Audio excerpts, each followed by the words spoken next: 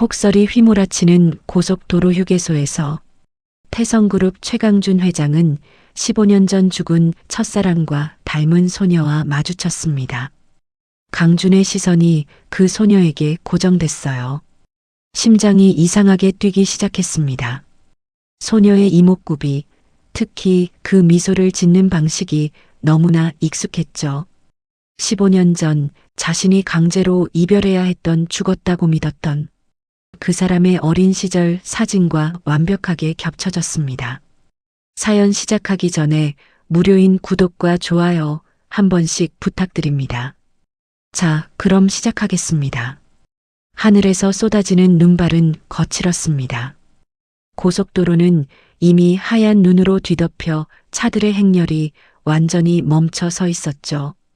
태성그룹 최강준 회장이 탄 검은색 세단도 예외는 아니었습니다. 운전석의 김 실장이 백미러를 통해 뒷좌석을 힐끗 바라봤어요. 회장님, 도로 복구까지 최소 4시간은 걸린다고 합니다. 인근 진암 휴게소로 이동하시는 게 좋겠습니다. 강준은 창밖을 바라보며 고개를 끄덕였습니다. 그의 표정은 평소처럼 무표정했지만 눈빛 어딘가에 피로가 어려 있었어요. 차는 천천히 빠져나와 휴게소 방향으로 향했습니다. 진암 휴게소는 낡고 작은 지방 휴게소였죠. VIP 대기실이 있을 리 만무했습니다. 회장님, 소장에게 연락해 별도 공간을 마련하겠습니다. 김 실장이 조심스럽게 말했지만 강준은 손을 저었어요. 됐네. 그냥 자리 하나만 찾아주게. 휴게소 안은 발 디딜 틈 없이 사람들로 가득했습니다. 폭설에 갇힌 운전자들과 승객들이 뒤엉켜 있었죠. 아이들의 울음소리, 화장실을 찾는 사람들의 목소리, 라면을 후루룩 먹는 소리가 뒤섞였습니다. 강준은 푸드코트 구석 창가 자리에 앉았어요. 김 실장이 커피 한 잔을 가져다 놓았지만 강준은 손도 대지 않았습니다. 그저 창밖의 눈발을 응시할 뿐이었죠. 얼마나 시간이 흘렀을까요? 갑자기 휴게소 입구 쪽에서 소란이 일었습니다. 자동문이 열리며 차가운 바람과 함께 작은 그림자 하나가 뛰어들어왔어요. 중학생쯤 되어 보이는 소녀였습니다. 소녀는 눈을 온몸에 뒤집어 쓴 채 숨을 헐떡이며 안으로 들어섰죠. 젖은 머리카락이 뺨에 달라붙어 있었고 빨간 머플러가 어깨에서 흘러내려 있었습니다. 강준의 시선이 그 소녀에게 고정됐어요. 심장이 이상하게 뛰기 시작했습니다. 소녀의 이목구비, 특히 그 미소를 짓는 방식이 너무나 익숙했죠.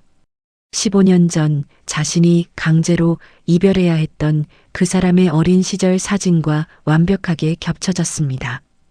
강준은 자리에서 천천히 일어났어요. 가슴 한쪽이 조여오는 듯한 통증이 느껴졌습니다.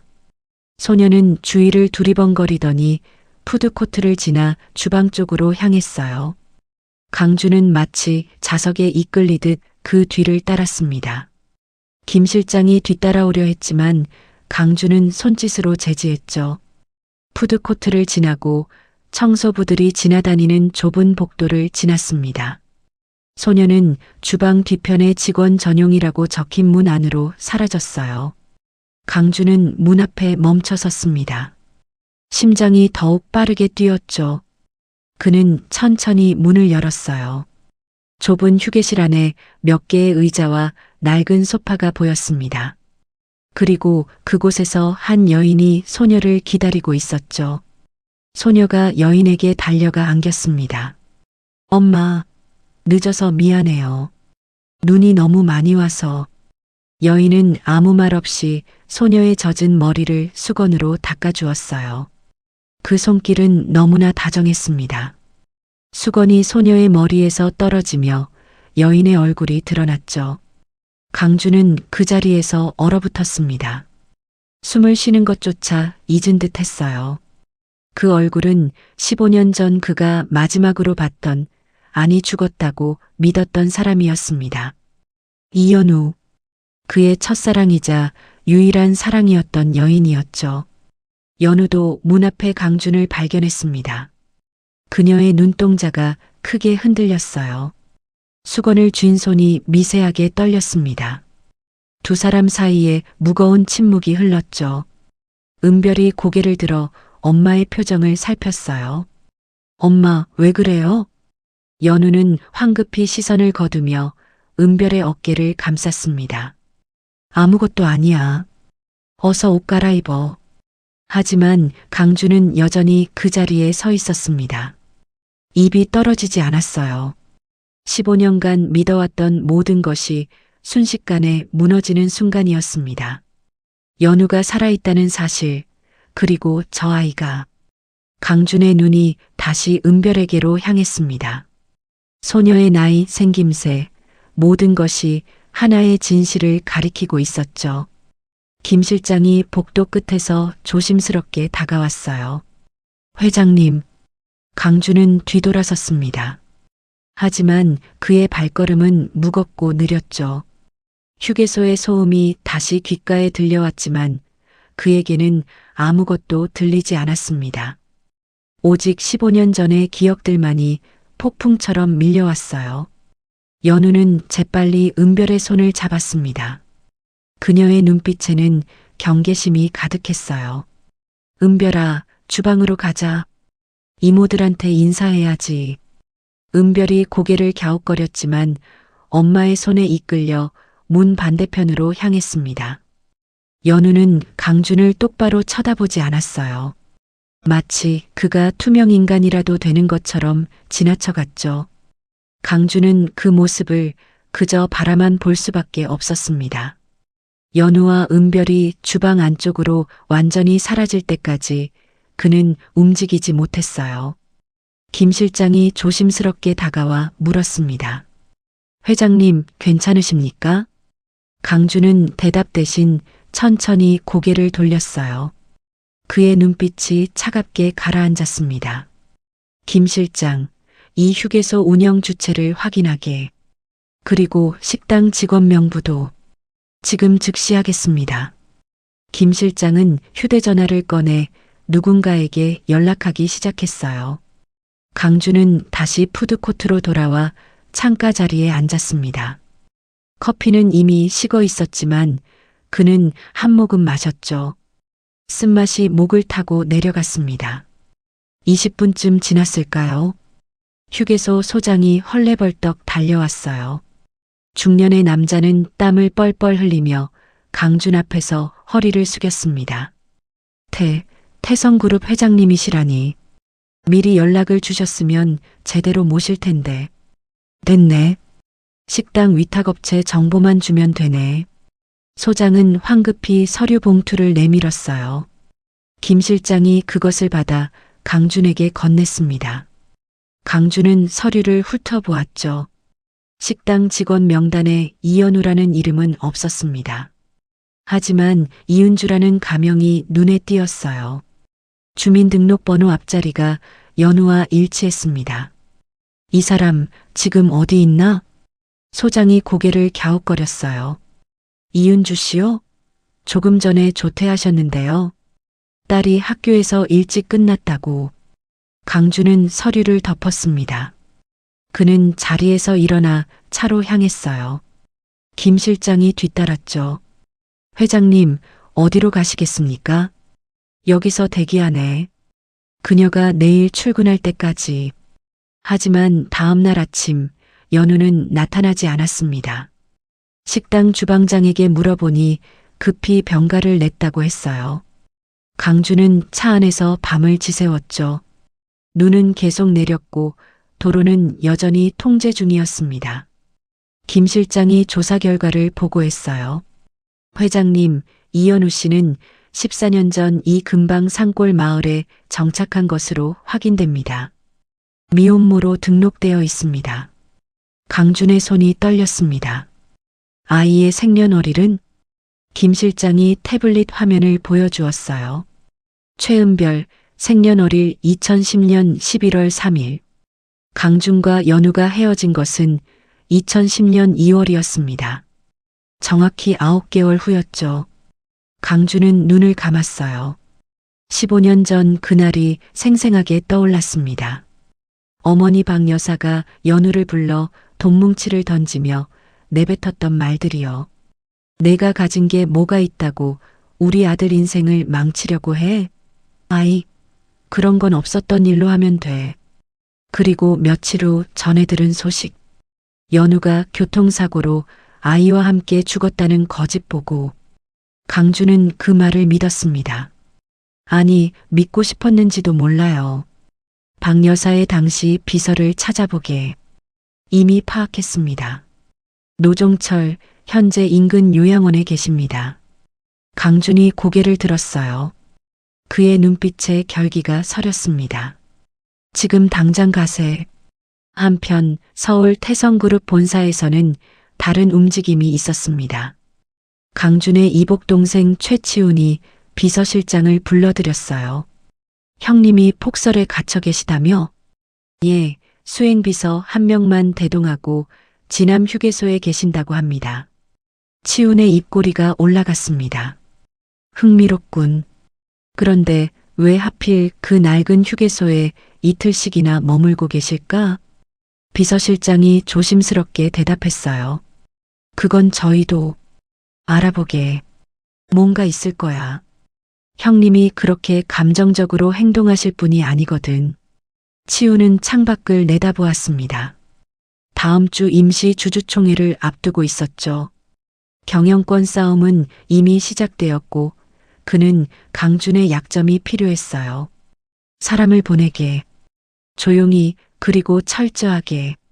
강준은 요양원으로 향했습니다. 눈길을 헤치며 가는 길은 험난했어요. 하지만 그의 표정에는 흔들림이 없었습니다. 15년간 묻어두었던 진실을 마주할 시간이었죠. 차창 밖으로 하얀 설원이 펼쳐졌어요. 그 위로 까마귀 한 마리가 날아갔습니다. 강주는 주먹을 쥐었어요. 연우를 그리고 은별을 지켜야 한다는 생각뿐이었습니다. 요양원 방문은 다음 날로 미뤄졌습니다. 강주는 그 전에 먼저 확인해야 할 것이 있었어요. 김 실장이 알아낸 연우의 집 주소였죠. 산골 마을 끝자락에 있는 낡은 단독주택이었습니다. 강주는 밤새 그 집 앞 골목에 차를 세워두었어요. 김 실장이 담요를 건네며 말했습니다. 회장님, 숙소로 돌아가시죠. 제가 지키고 있겠습니다. 자네는 돌아가게. 나는 여기 있겠네. 김 실장은 더 이상 말하지 않았어요. 그는 회장의 그런 표정을 처음 보았습니다. 차 안은 고요했고 창밖으로는 여전히 눈이 내렸죠. 새벽 6시 집안에 불이 켜졌습니다. 강주는 긴장한 채 그쪽을 응시했어요. 얼마 후 대문이 열리며 은별이 교복을 입고 나왔습니다. 어깨에 맨가방이 아이에게는 조금 커 보였어요. 은별은 골목을 지나 버스 정류장으로 향했죠. 강주는 차에서 내렸습니다. 그리고 천천히 그 집 대문 앞으로 걸어갔어요. 초인종을 누르려던 순간 대문이 열렸습니다.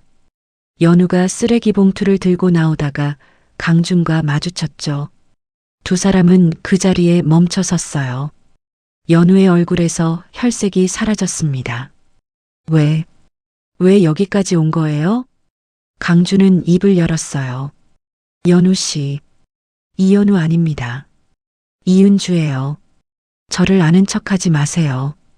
연우의 목소리는 차갑게 떨렸습니다. 그녀는 쓰레기 봉투를 내던지고 안으로 들어가려 했어요. 강준이 재빨리 그녀의 팔을 잡았습니다. 은별이가 내 딸이 맞지? 연우가 팔을 뿌리쳤어요. 그녀의 눈에는 분노와 두려움이 뒤섞여 있었습니다. 당신 딸? 15년 동안 어디 있다가 이제 와서 무슨 소리예요? 나는 몰랐네. 자네와 아이가 죽었다고 들었어. 연우가 비웃음을 흘렸어요. 죽었다고요? 그렇게 믿고 싶으셨겠죠. 그게 편하니까. 아니야, 나는. 당신 어머니가 돈을 던지며 하신 말 기억나세요? 아이 같은 건 없던 일로 하라고. 그런데 전 아이를 지켰어요.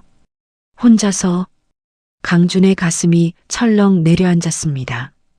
그는 어머니가 무슨 짓을 했는지 점점 알아가고 있었어요. 유전자 검사를 하게 해주게. 은별이가 내 딸이라면. 안 돼요. 당신이 나타나면 은별이 인생이 망가져요. 재벌 회장의 숨겨진 딸. 언론이 우릴 그냥 둘 것 같아요? 연우의 목소리가 떨렸습니다. 눈물이 그녀의 눈가에 맺혔죠. 제발 그냥 가세요. 우린 없는 사람으로 생각하고 사세요. 바로 그때 골목 어귀에서 마을 이장이 나타났습니다. 이장은 낯선 고급 세단과 정장 차림의 강준을 경계하는 눈으로 바라봤어요. 은주 씨, 무슨 일이요? 저 사람이 누구요? 연우가 황급히 대답했습니다. 아, 아니에요. 그냥 길 물어보시는 분이에요. 강준은 이장의 시선을 느끼며 한 발 물러섰어요. 지금 이 마을에서 소동을 일으킬 수는 없었습니다. 그는 연우를 한 번 더 바라본 후 차로 돌아갔죠. 차 안에서 김 실장이 기다리고 있었어요. 회장님, 요양원으로 가시겠습니까? 강준은 고개를 끄덕였습니다. 하지만 그의 마음 한편에는 불안감이 자리 잡았어요. 연우의 두려움 섞인 눈빛이 계속 떠올랐습니다. 그가 모르는 사이 마을 반대편 언덕에는 망원 렌즈를 든 남자가 숨어 있었어요. 최치훈이 보낸 사설 탐정이었습니다. 카메라 셔터 소리가 연속으로 울렸죠. 은별이 학교 가는 모습, 연우의 얼굴, 강준이 그 집 앞에 서 있는 장면까지 모든 것이 기록되었습니다. 서울 태성그룹 비밀 사무실에서 최치훈은 전송된 사진들을 확인했어요. 그의 입가에 미소가 번졌습니다. 형님, 숨겨둔 게 있으셨군요. 비서실장이 옆에서 물었어요. 어떻게 하시겠습니까? 치우는 사진 한 장을 확대했습니다. 은별의 얼굴이 클로즈업 되었죠. 일단 더 파보게. 친자 확인이 필요해. 확실한 증거를 잡으면 주주총회에서 써먹을 수 있어. 혹시 아이를. 아직은 아니야. 타이밍이 중요하거든. 치우는 의자에 기대며 창밖을 내다봤어요. 폭설은 점점 더 거세지고 있었습니다. 통신망도 불안정해지기 시작했죠. 강준은 요양원에 도착했습니다. 낡은 건물이었지만 내부는 깨끗하게 관리되고 있었어요. 원장의 안내로 그는 노종철의 병실로 향했습니다. 70대 노인은 침대에 누워 천장을 바라보고 있었죠. 강준이 들어서자 노인의 눈이 커졌어요. 최 회장님? 노비서 15년 전 일을 말씀해 주시겠습니까?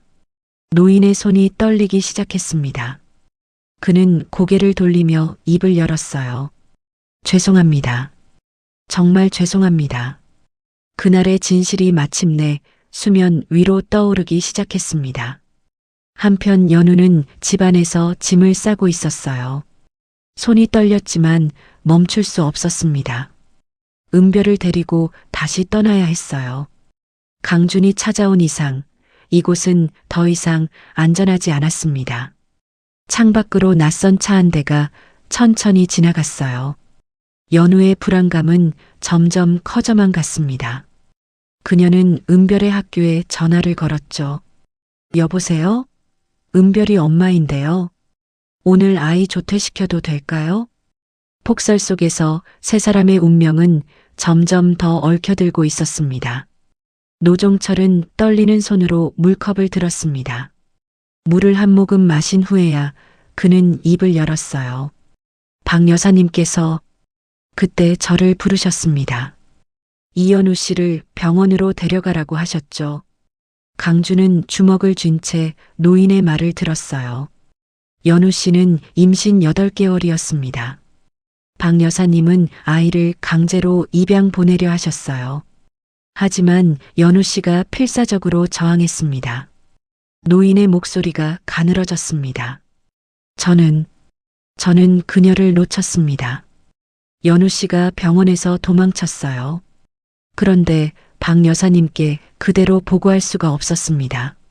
그래서 강준의 목소리는 차갑게 가라앉아 있었어요. 죽었다고 거짓 보고를 했습니다. 교통사고로 산모와 태아 모두 사망했다고 용서해 주십시오. 노인이 눈물을 흘렸습니다. 하지만 강준은 일어서며 냉정하게 말했어요. 용서는 연우 씨와 은별이에게 구하십시오. 나는 그럴 자격이 없습니다. 강준은 병실을 나섰습니다.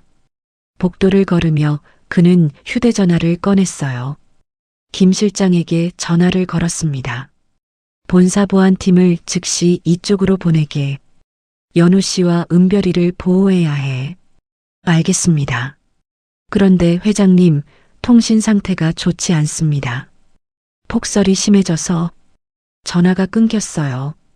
강준은 다시 연결을 시도했지만 신호가 잡히지 않았습니다. 불안감이 엄습했죠. 그는 급히 차로 달려갔어요. 연우의 집으로 향하는 산길은 눈으로 뒤덮여 있었습니다.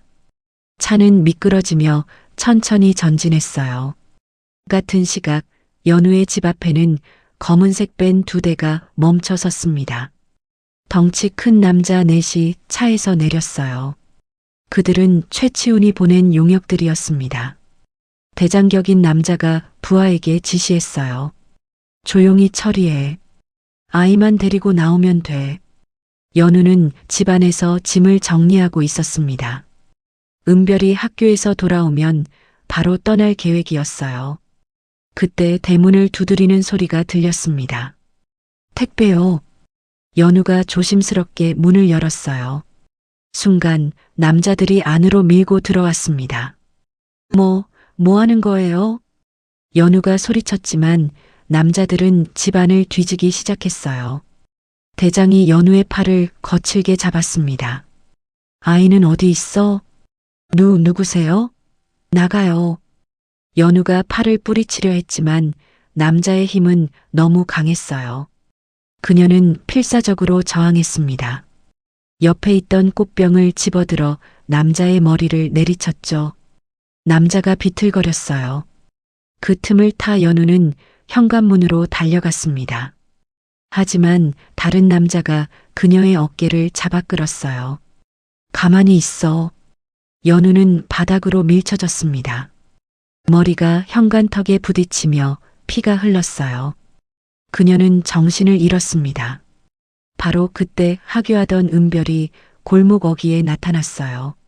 집 앞에 낯선 차들과 대문이 활짝 열린 모습을 보고 은별은 멈춰 섰습니다. 본능적으로 뭔가 잘못됐다는 걸 느꼈죠. 용역 한 명이 은별을 발견했어요. 저기다. 잡아. 은별은 비명을 지르며 뒤돌아 달렸습니다. 가방을 떨어뜨린 채 마을 뒤편 숲으로 향했어요. 남자 둘이 그녀의 뒤를 쫓았습니다. 은별은 눈물을 흘리며 달렸어요. 눈 쌓인 숲길은 미끄러웠고 나뭇가지가 얼굴을 핥히고 지나갔습니다. 뒤에서 남자들의 발소리가 점점 가까워졌죠. 거기서 은별은 더 깊은 숲속으로 들어갔어요. 숨이 턱까지 차올랐지만 멈출 수 없었습니다. 그때 앞에 가파른 비탈길이 나타났어요. 강준의 차가 마을 입구에 도착했습니다. 그는 연우의 집 앞에 세워진 밴드를 발견했어요. 심장이 철렁 내려앉았습니다. 김 실장, 빨리. 차에서 내린 강준은 집으로 달려갔어요. 대문 안쪽에 쓰러진 연우가 보였습니다. 강준은 그녀를 안아 일으켰어요. 연우 씨, 정신 차리게. 연우가 천천히 눈을 떴습니다. 초점 없는 눈동자가 강준을 향했어요. 은별이가 어디 있나? 숲으로 도망갔어요. 강준은 연우를 김 실장에게 맡겼습니다. 119에 연락하고 이분을 병원으로. 강준은 숲으로 뛰어갔어요. 어둠이 깔리기 시작한 숲속은 고요했습니다. 하지만 멀리서 남자들의 목소리가 들렸죠. 강준은 그쪽으로 방향을 틀었어요. 나뭇가지를 헤치고 눈을 헤치며 앞으로 나아갔습니다. 그리고 마침내 비탈길 위에서 은별을 발견했어요. 소녀는 나무 뒤에 숨어 떨고 있었습니다. 용역 한 명이 그녀에게 다가가고 있었어요. 이제 그만 나와. 다치지 않게 해줄게. 강주는 주저없이 몸을 날렸습니다. 그는 남자를 뒤에서 태클하며 바닥에 쓰러뜨렸어요. 두 사람은 눈밭에서 뒹굴었습니다. 은별아, 도망쳐. 강준이 소리쳤어요. 하지만 은별은 움직이지 못했습니다. 너무 겁에 질려 있었죠. 다른 용역이 뒤에서 나타났어요. 그리고 그 뒤로 천천히 걸어오는 사람이 있었습니다. 최치훈이었어요. 형님, 오랜만입니다. 치훈의 목소리는 차갑게 가라앉아 있었습니다. 강주는 일어서며 은별을 자신의 등 뒤로 숨겼어요. 치훈, 내가 왜 여기 있나? 아이를 넘기십시오. 그럼 조용히 물러나겠습니다. 불가능하네. 치훈이 비웃음을 흘렸어요. 형님의 숨겨진 딸이라는 게 세상에 알려지면 어떻게 될까요? 주주총회는 재미있어지겠죠. 강준의 눈빛이 차갑게 빛났습니다. 은별이에게는 손도 대지 못할 거야. 그럴 수 있을까요? 치훈이 손짓하자 용역들이 강준을 에워쌌어요. 숲의 비탈길 위 긴장감이 극에 달했습니다. 강준은 은별을 더 단단히 자신의 뒤로 밀어냈습니다. 소녀의 작은 손이 그의 코트를 꽉 움켜쥐었어요. 용역 셋이 천천히 다가왔습니다. 강준은 자세를 낮추며 그들을 노려봤어요. 마지막으로 경고하네. 물러서게. 용역 대장이 코웃음을 쳤습니다. 재벌 회장님이 싸움을 할 줄 아십니까? 그 순간 강준이 먼저 움직였어요. 그는 가장 가까운 남자의 턱을 주먹으로 강타했습니다. 남자가 비틀거리며 뒤로 물러섰죠. 하지만 나머지 둘이 동시에 달려들었어요. 강준은 한 명의 팔을 잡아 비틀며 옆으로 던졌습니다. 그 남자는 눈 쌓인 비탈을 구르며 내려갔어요. 하지만 다른 용역이 강준의 옆구리를 가격했습니다. 강준이 신음하며 한 발 비틀거렸어요. 은별이 작은 비명을 질렀습니다. 아저씨. 강준은 이를 악물고 다시 일어섰어요. 그는 공격해오는 남자의 주먹을 막아내며 무릎으로 그의 배를 찔렀습니다. 남자가 쓰러지며 숨을 헐떡였죠. 최치훈이 담배를 꺼내 물며 말했어요. 형님, 언제까지 버티실 건가요? 결국 지칠 텐데. 강준은 대답하지 않았습니다. 그는 거친 숨을 몰아쉬며 은별을 힐끗 돌아봤어요. 소녀는 눈물 범벅이 된 얼굴로 그를 바라보고 있었습니다. 쓰러졌던 용역들이 다시 일어났어요. 이번에는 셋이 동시에 달려들었습니다. 강준은 필사적으로 막아냈지만 수적 열세는 분명했죠. 한 명이 강준의 다리를 걸었어요. 강준이 균형을 잃으며 비틀거렸습니다. 그 틈을 타 다른 남자가 은별에게 손을 뻗었어요. 안 돼. 강준이 몸을 돌려 은별을 끌어안았습니다. 그리고 그 상태로 비탈길 아래로 굴러떨어졌어요. 두 사람은 눈밭을 구르며 나무와 바위에 부딪혔습니다.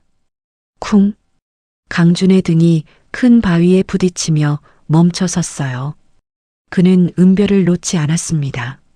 소녀를 자신의 품에 감싼 채 충격을 모두 자신이 받아냈죠. 은별이 떨리는 목소리로 물었어요. 아, 아저씨. 괜찮으세요? 강준은 천천히 은별을 내려놓았습니다.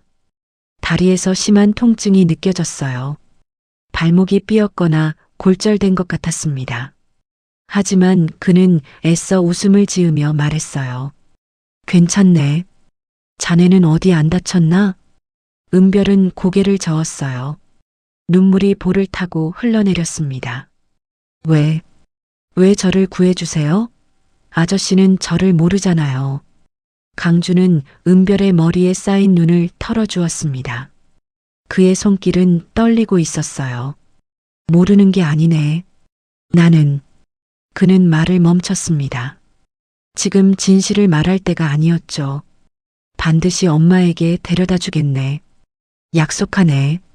위쪽에서 용역들의 목소리가 들렸어요. 밑으로 내려갔다. 따라가. 강주는 은별의 손을 잡고 일어서려 했습니다. 하지만 다리에 힘이 들어가지 않았어요. 그는 이를 악물며 은별을 업었습니다. 꼭 잡고 있게. 은별이 강준의 목을 감싸 안았어요. 강준은 절뚝거리며 앞으로 나아갔습니다.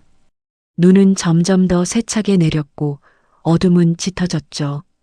몇 발자국까지 못해 강준은 작은 동굴을 발견했어요. 바위 틈새로 만들어진 공간이었습니다. 그는 은별을 그곳으로 데려갔어요. 동굴 안은 바람을 막아주었습니다. 강준은 자신의 코트를 벗어 은별에게 입혔어요. 소녀의 몸이 심하게 떨리고 있었습니다. 추워요. 조금만 참게. 곧 사람들이 올 거야. 강준은 은별을 꼭 안아주었습니다. 자신의 체온을 나눠주며 소녀를 따뜻하게 해주려 했어요. 은별은 그의 품에서 작게 흐느꼈습니다. 엄마가 걱정할 거예요. 엄마는 괜찮으실 거야. 우리가 무사하다는 걸 곧 알게 될 거네. 강준의 의식이 흐려지기 시작했어요. 추위와 부상, 그리고 극심한 피로가 몰려왔습니다. 하지만 그는 은별의 손을 놓지 않았어요. 아저씨, 자면 안 돼요. 은별이 강준의 뺨을 가볍게 두드렸습니다. 강준은 눈을 뜨려 애썼어요. 안 자네. 약속했으니까. 한편 마을에서는 연우가 정신을 차렸습니다. 김 실장이 그녀를 부축하고 있었어요. 은별이는요? 제 딸은 어디 있어요? 회장님께서 구하러 가셨습니다. 연우는 김 실장을 밀치고 일어섰어요. 머리에 상처에서 피가 흘렀지만 그녀는 신경 쓰지 않았습니다. 숲이 어디예요? 마을 이장과 주민 몇 명이 횃불을 들고 모여들었어요. 그들은 연우의 다급한 모습에 즉시 수색대를 꾸렸습니다. 저쪽 비탈길입니다. 서두르십시오. 김 실장이 앞장섰어요. 연우는 비틀거리면서도 뒤따랐습니다. 눈발을 헤치며 그들은 숲속으로 들어갔죠. 동시에 본사에서 파견된 헬기가 휴게소 인근에 착륙했어요. 보안팀장이 김 실장에게 무전을 보냈습니다. 김 실장님 도착했습니다. 위치를 알려주십시오. 비탈길 아래 어딘가입니다. 열감지 장비를 가동하십시오. 헬기가 다시 떠올라 숲 위를 맴돌았어요. 서치라이트가 하얀 설원을 비췄습니다. 동굴 속에서 강주는 희미한 의식 속에 은별을 느꼈어요. 소녀의 작은 손이 여전히 자신의 손을 꼭 쥐고 있었습니다. 그는 마지막 힘을 다해 은별을 더 단단히 안았어요. 괜찮을 거야. 반드시. 은별이 작게 대답했어요. 네. 아저씨 덕분에. 그때 멀리서 사람들의 목소리가 들렸습니다. 횃불빛이 점점 가까워졌어요. 여기에요. 여기 있어요. 은별이 있는 힘껏 소리쳤습니다. 연우가 가장 먼저 동굴 입구에 도착했어요. 그녀는 강준의 품에 안긴 은별을 보고 주저앉았습니다. 은별아, 엄마. 연우가 은별을 끌어안으며 오열했어요. 마을 사람들이 강준을 조심스럽게 밖으로 옮겼습니다. 김 실장이 강준의 맥박을 확인했어요. 회장님, 정신 차리십시오. 강준이 희미하게 눈을 떴습니다. 그의 시선이 은별에게 향했어요. 소녀는 무사했습니다. 강준의 입가에 미소가 번졌어요. 그리고 그는 의식을 잃었습니다. 멀리서 경찰 사이렌 소리가 들렸어요. 최치훈과 용역들은 현장에 도착한 경찰들에 의해 체포되었습니다. 업무 방해와 납치 미수 혐의였죠. 헬기가 강준을 싣고 병원으로 향했습니다. 연우는 은별을 안은 채 그 모습을 지켜봤어요. 눈물이 멈추지 않았습니다. 병원 응급실은 분주했습니다. 강준이 실려 들어오자 의료진이 일제히 움직였어요. CT 촬영 결과 다리 골절과 갈비뼈 금이 확인되었습니다. 즉시 수술이 진행되었죠. 연우는 은별과 함께 복도 의자에 앉아 있었어요.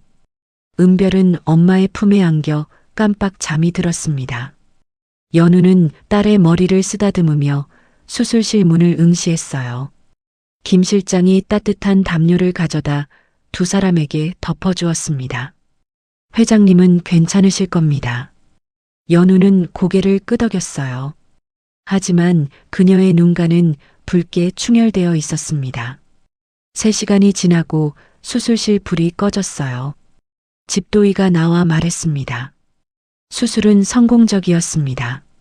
다만 회복까지는 시간이 필요합니다.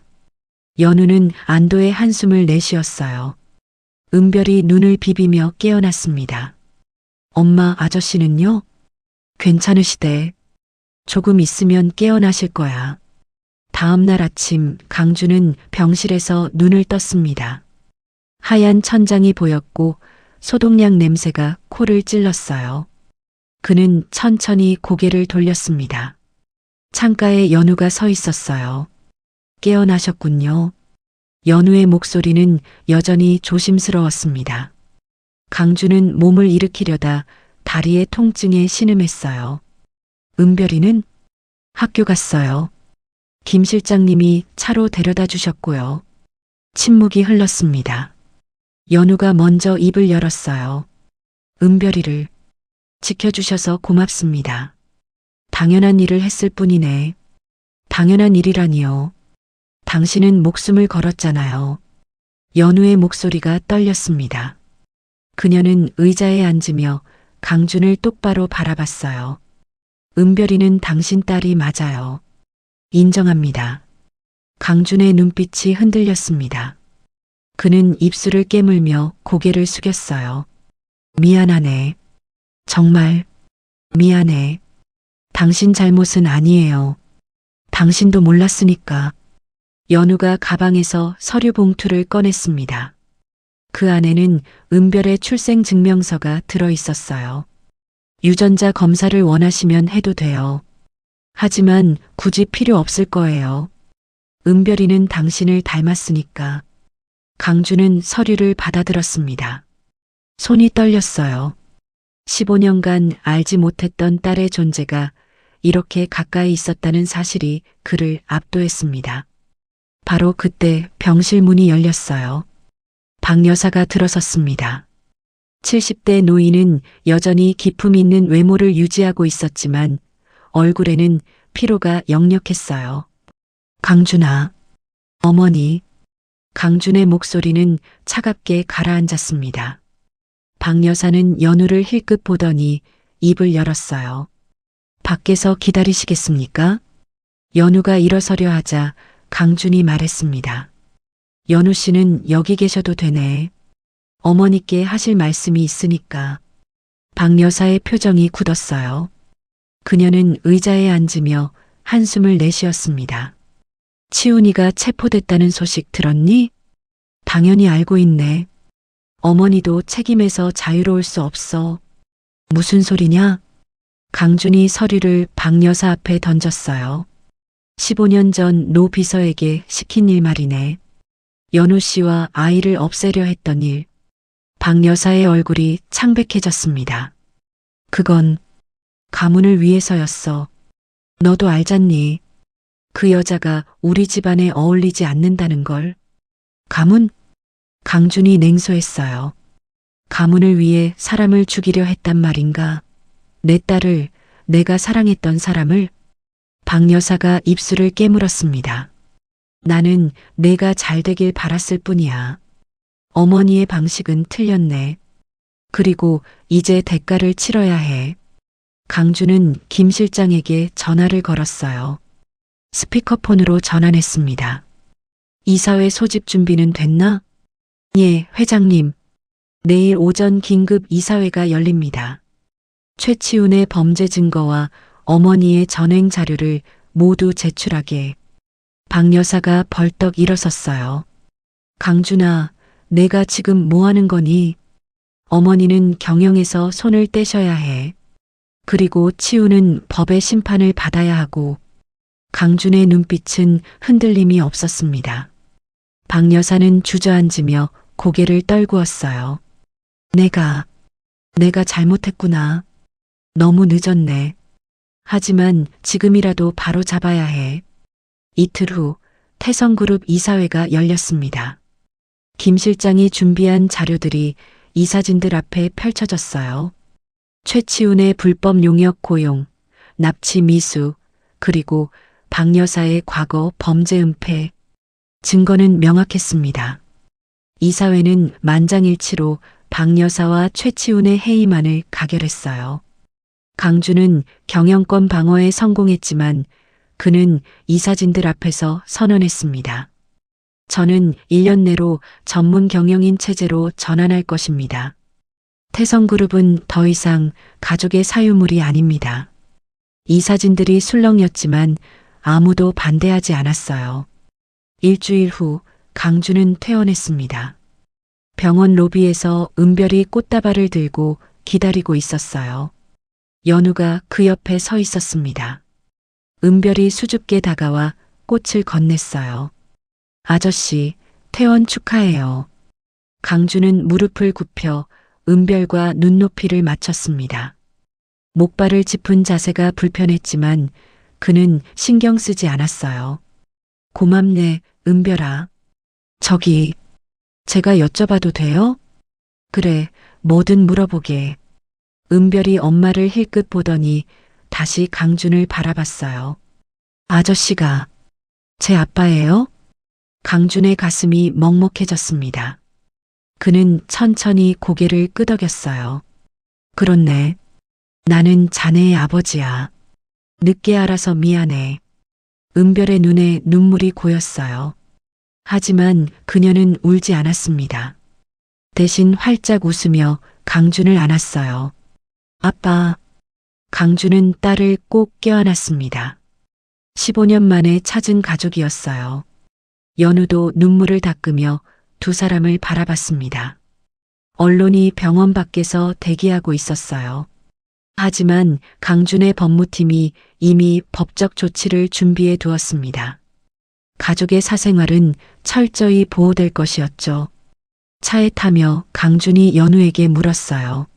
앞으로 어떻게 하고 싶은가? 연우는 잠시 생각하다 대답했습니다. 은별이를 제 힘으로 키우고 싶어요. 당신의 돈은 필요 없어요. 강준은 고개를 끄덕였어요. 그럼 타협안을 제시하겠네. 휴게소 근처에 집과 작은 식당을 마련해 주게. 나머지는 자네가 직접 운영하는 거야. 연우가 강준을 바라봤습니다.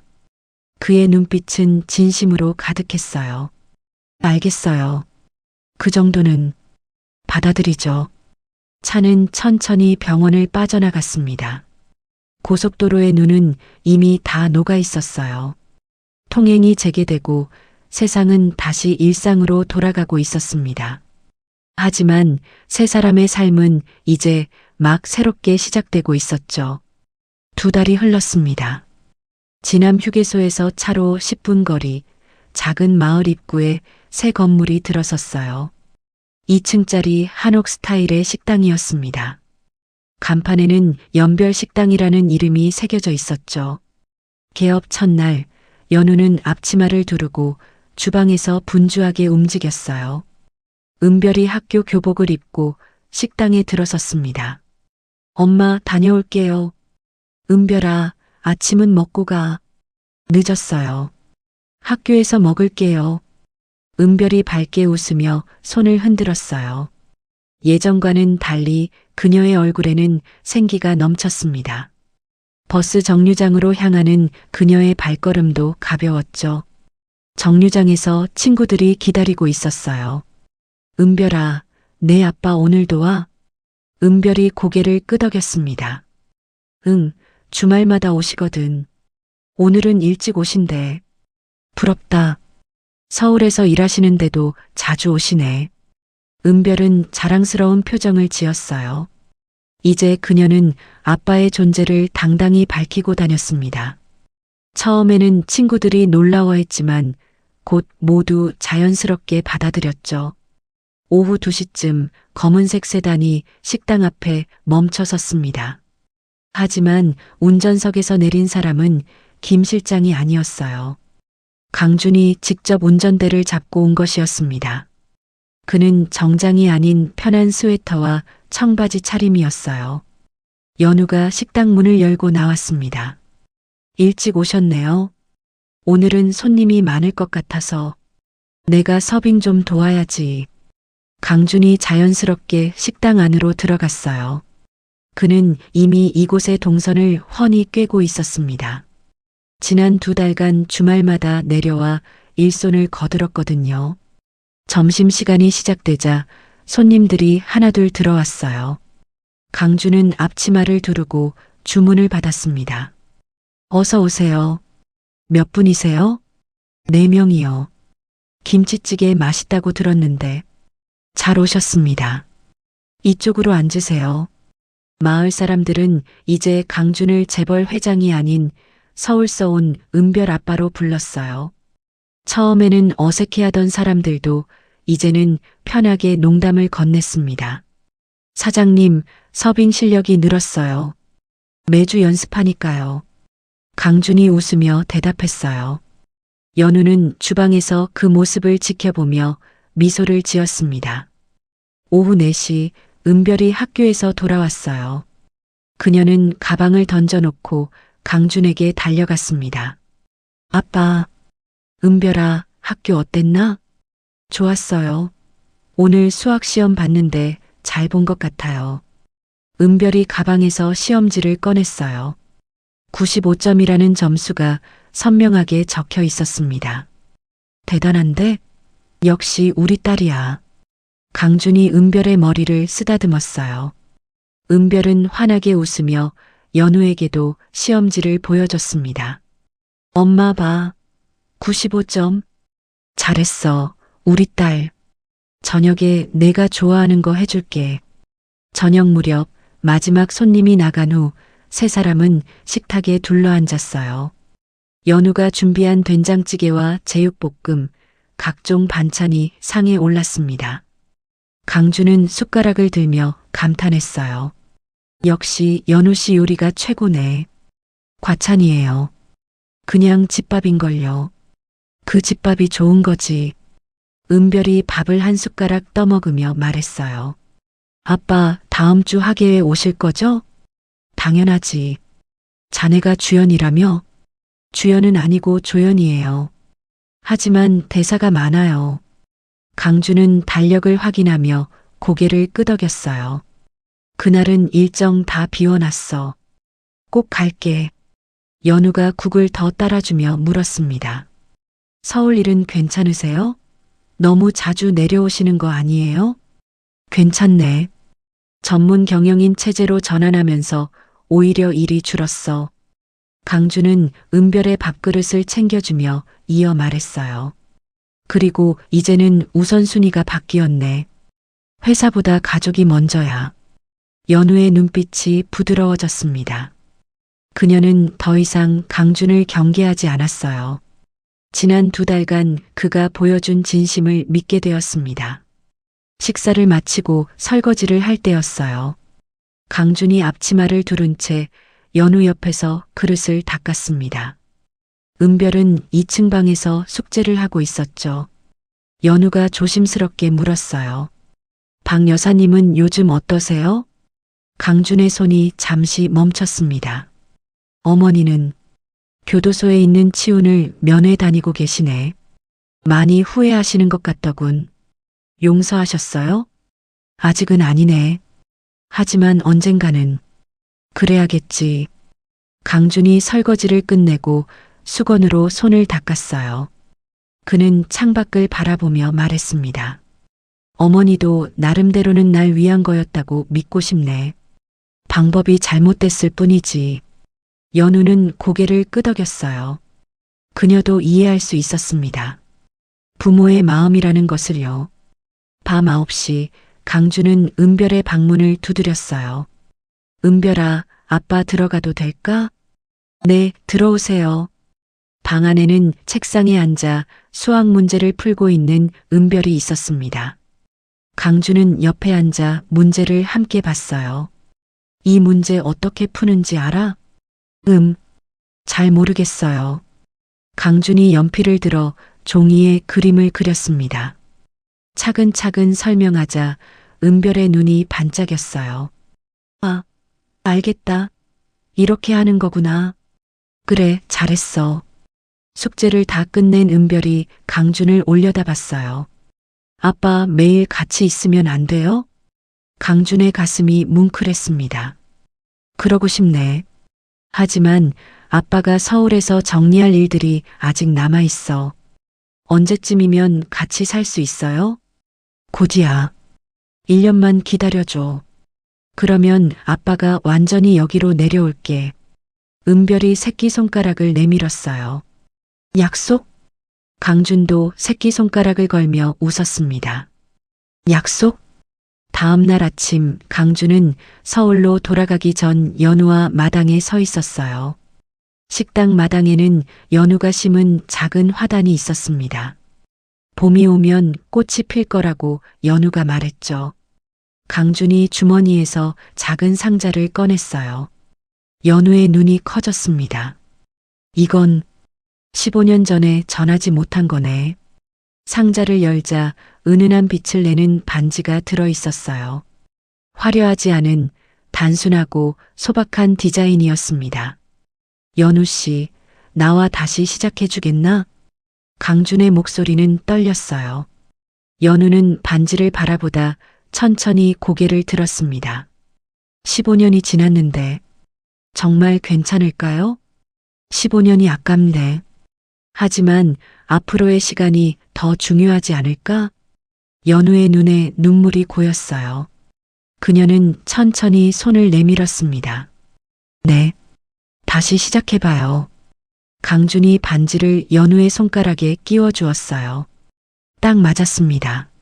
마치 15년 전부터 그녀를 위해 준비되어 있었던 것처럼요. 2층 창문에서 은별이 그 모습을 지켜보고 있었어요.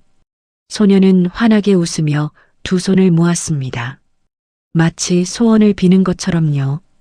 오후에 강준이 떠날 때 세 사람은 식당 마당에 모였습니다. 겨울이 끝나가고 있었지만 아직 쌀쌀한 바람이 불었어요. 마당 한쪽에 눈이 조금 남아 있었습니다. 은별이 그 눈을 손으로 뭉쳐 작은 눈사람을 만들었어요. 아빠 다음에 오실 때까지 이거 안 녹게 해주세요. 강준이 웃으며 대답했어요. 눈은 녹을 거야. 하지만 봄이 오면 꽃이 피겠지. 세 사람은 서로를 향해 환하게 웃었습니다. 그 웃음 속에는 지난 15년의 아픔이 아닌 앞으로의 희망이 담겨 있었어요. 강준의 차가 천천히 출발했습니다. 백미러로 손을 흔드는 연우와 은별이 보였어요. 그는 미소를 지으며 다시 한번 다짐했습니다. 이 가족을, 이 행복을 지켜내겠다고요. 1년이 흘렀습니다. 다시 겨울이 찾아왔고 지남 휴게소에는 여전히 많은 사람들이 오갔어요. 하지만 이제 이곳은 단순한 휴게소가 아니었습니다. 연별 식당을 찾아오는 사람들로 마을 전체가 활기를 되찾았죠. 강주는 약속대로 태성그룹 회장직에서 완전히 물러났습니다. 전문 경영인 체제가 안착했고 그는 새로운 재단을 설립했어요. 은별재단이라는 이름으로 소외계층 아이들을 돕는 사업을 시작했습니다. 재단 사무실은 서울이 아닌 이 작은 마을에 자리 잡았어요. 12월 어느 토요일 아침이었습니다. 연별식당 2층에서 강준이 눈을 떴어요. 이제 이곳은 그의 집이었습니다. 옆에서 연우가 여전히 잠들어 있었죠. 강준은 조용히 일어나 창밖을 내다봤어요. 밤사이 눈이 내렸습니다. 마당이 하얗게 덮여 있었어요. 그는 미소를 지으며 옷을 입고 아래층으로 내려갔습니다. 주방에서는 은별이 이미 일어나 우유를 데우고 있었어요. 이제 고등학생이 된 소녀는 한층 더 성숙해 보였습니다. 아빠, 일찍 일어나셨네요. 은별이가 더 일찍 일어났구나. 오늘 시험 성적 나온다고 했지? 은별이 환하게 웃었어요. 네, 학교 홈페이지에 올라왔어요. 전교 10등이에요. 대단한데? 우리 딸 자랑스럽네. 강준이 은별의 머리를 쓰다듬었습니다. 은별은 컵라면이 아닌 직접 만든 샌드위치를 먹고 있었어요. 연우가 가르쳐준 요리였죠. 아빠, 오늘 휴게소 가실 거예요? 응, 1년 전 오늘이 무슨 날인지 아니? 은별이 고개를 갸웃거렸어요. 무슨 날인데요? 아빠가 자네와 엄마를 처음 만난 날이야. 폭설이 내리던 그날, 은별의 눈이 커졌습니다. 아, 맞다. 벌써 1년이나 됐네요. 강주는 커피를 한 모금 마시며 창밖을 바라봤어요. 1년 전 그날 그의 인생이 완전히 바뀌었습니다. 잃어버렸던 사랑을 되찾았고 몰랐던 딸을 만났죠. 오전 10시 세 사람은 함께 지남 휴게소로 향했습니다. 강준이 직접 운전대를 잡았어요. 연우가 조수석에, 은별이 뒷좌석에 앉았습니다. 휴게소에 도착하자 소장이 반갑게 맞이했어요. 강준 씨 오셨습니까? 이제 소장도 강준을 편하게 대했습니다. 강준이 재단을 통해 휴게소 직원들의 복지를 개선해 줬거든요. 소장님, 오늘도 바쁘시죠? 주말이라 그렇습니다. 특히 연별 식당 덕분에 이쪽으로 오는 손님이 늘었어요. 세 사람은 푸드코트로 들어갔어요. 1년 전 강준이 앉았던 그 창가 자리에 함께 앉았습니다. 밖으로는 여전히 눈이 내리고 있었죠. 은별이 핫초코를 마시며 물었어요. 아빠, 그때 여기 앉아 계셨어요? 그래. 바로 저 문으로 자네가 뛰어들어왔지. 강준이 입구를 가리켰습니다. 연우도 그날을 떠올리며 미소를 지었어요. 그때는 정말 놀랐어요. 이 사람이 갑자기 나타나서 나도 놀랐네. 죽었다고 믿었던 사람이 살아있었으니. 두 사람은 서로를 바라보며 웃었습니다. 은별이 그 모습을 흐뭇하게 지켜봤어요. 점심을 먹고 휴게소를 나서는데 김 실장이 나타났습니다. 그는 이제 재단의 사무국장으로 일하고 있었어요. 회장님, 아니 이사장님. 김 실장, 아직도 헷갈리시는군. 강준이 웃으며 악수를 청했습니다. 다음 주 재단 행사 준비는 잘 되고 있나? 예, 50명의 아이들이 참여할 예정입니다. 은별 씨도 멘토로 참여하신다고 들었습니다. 은별이 고개를 끄덕였어요. 네, 제가 도울 수 있는 일이라면 기꺼이 할게요. 김 실장은 은별의 성장한 모습에 감탄했습니다. 1년 전 겁에 질려 떨던 소녀가 이제는 당당한 청소년이 되었어요. 오후 3시 세 사람은 마을 버스 정류장에 섰습니다. 1년 전 강준이 연우와 은별을 처음 봤던 그곳이었죠. 눈은 여전히 내리고 있었고 하늘은 잔뜩 흐려 있었어요. 강준이 두 사람의 손을 잡았습니다. 왼손에는 연우의 손이, 오른손에는 은별의 손이 닿아 있었어요. 자네들을 만난 건 내 인생 최고의 행운이네. 연우가 강준의 어깨에 머리를 기댔습니다. 저도요. 15년을 기다린 보람이 있어요. 은별이 두 사람을 올려다보며 말했어요. 저는 아빠를 만나서 정말 행복해요. 이제 우리 완전한 가족이죠? 그럼 완전한 가족이지. 버스가 도착했어요. 하지만 세 사람은 타지 않았습니다. 그저 그 자리에 서서 눈 내리는 풍경을 바라봤죠. 강준은 문득 깨달았습니다. 15년 전 자신이 멈춰 섰던 그 자리에서 비로소 앞으로 나아갈 용기를 얻었다는 것을요. 과거의 아픔은 더 이상 그를 붙잡지 않았습니다. 대신 미래의 희망이 그를 이끌고 있었어요. 연우도 같은 생각을 하고 있었습니다. 혼자서 은별을 키우며 견뎌낸 그 긴 세월이 이제는 눈 녹듯 흘러가고 있었어요. 원망도 분노도 모두 사라졌습니다. 남은 것은 오직 사랑뿐이었죠. 은별은 두 사람의 모습을 스마트폰 카메라에 담았어요. 눈 내리는 정류장에서 손을 맞잡고 서 있는 부모님의 뒷모습. 그 사진은 그녀의 평생 보물이 될 것이었습니다. 다음 버스가 왔고 이번에는 세 사람이 함께 올라탔어요. 버스는 천천히 출발했습니다. 창밖으로 하얀 설원이 펼쳐졌어요. 강주는 창가에 앉아 그 풍경을 바라봤습니다. 1년 전 폭설이 그를 이곳에 묶어두었죠. 그리고 그 폭설은 기적을 가져다 주었습니다. 잃어버린 사랑과 몰랐던 딸을, 그리고 진정한 행복을 찾게 해준 것이었어요. 마을에 도착해 식당으로 걸어가는 길이었습니다. 은별이 갑자기 멈춰서서 하늘을 올려다봤어요. 아빠, 엄마, 저기 봐요. 두 사람도 하늘을 바라봤습니다. 구름 사이로 햇살이 비치기 시작했어요. 눈은 여전히 내리고 있었지만 햇빛이 눈송이를 반짝이게 만들었습니다. 눈 오는 날 햇빛이 나면 소원이 이루어진대요. 은별이 말했어요. 그럼 무슨 소원을 빌 거니? 강준이 물었습니다. 소원은 이미 다 이루어졌어요. 그냥 이 순간이 영원했으면 좋겠어요. 연우가 딸을 꼭 안았습니다. 강준도 두 사람을 감싸 안았어요. 세 사람은 눈부신 햇살 아래 서로를 꼭 껴안았습니다.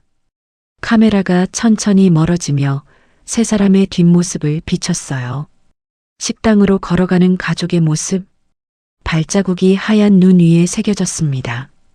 세 쌍의 발자국이 나란히 이어져 있었죠. 그리고 하늘에서 내리는 눈송이 하나가 땅에 닿았어요.